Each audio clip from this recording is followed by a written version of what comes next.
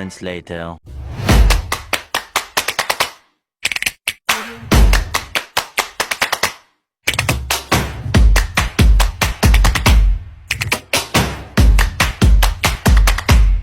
Assalamualaikum warahmatullahi wabarakatuh.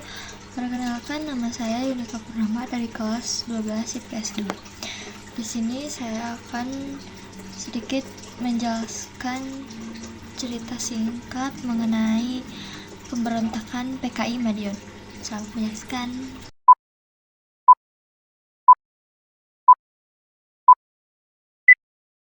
Oke, jadi saya akan memperkenalkan terlebih dahulu beberapa tokoh yang ada di pemberontakan PKI Madiun. Musso, Amir Syarifuddin, D.N. Aidit, Semaun, Hengst Nevit, Abdul Latif Hedraningrat, dan lain-lain. 1. Latar belakang terjadinya peristiwa pemberontakan PKI Madiun. Jadi, latar belakang pemberontakan PKI Madiun adalah jatuhnya kabinet Amir Syarifuddin karena tidak lagi mendapatkan dukungan setelah kesepakatan perjanjian Renville.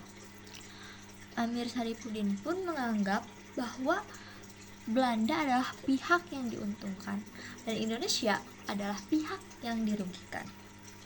Setelah mundurnya Amir Syarifuddin dari kabinetnya, Presiden Soekarno pun langsung menunjuk Muhammad Hatta sebagai Perdana Menteri dan membentuk kabinet baru.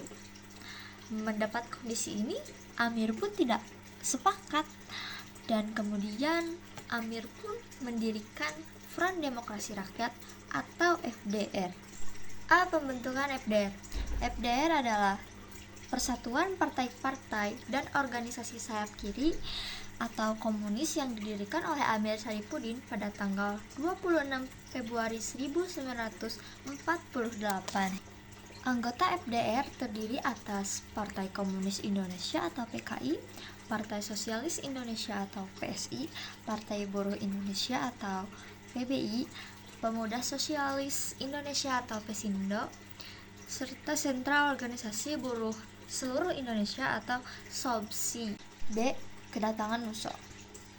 Pada 11 Agustus 1948, Musso kembali ke Indonesia melewati Yogyakarta.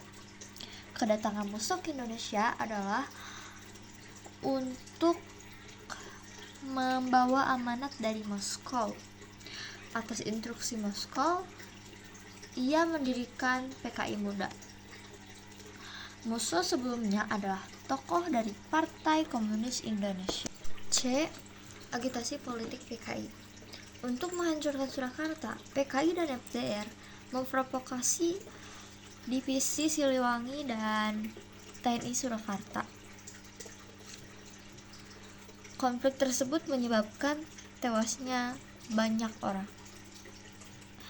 Dan upaya yang dilakukan mereka adalah menyebarluaskan ideologi komunis dan mempengaruhi kebijakan politik. PKI berusaha mendapatkan dukungan dari berbagai kalangan, termasuk buruh, petani, militer, melalui kampanye propaganda, penyebaran ideologi, dan mobilisasi. Pemberontakan PKI Madiun terjadi pada September 1948 di Madiun, Jawa Timur. Pemberontakan PKI Madiun ini merupakan upaya dari Partai Komunis Indonesia atau PKI untuk menggulingkan pemerintah Republik Indonesia dan mendirikan negara komunis.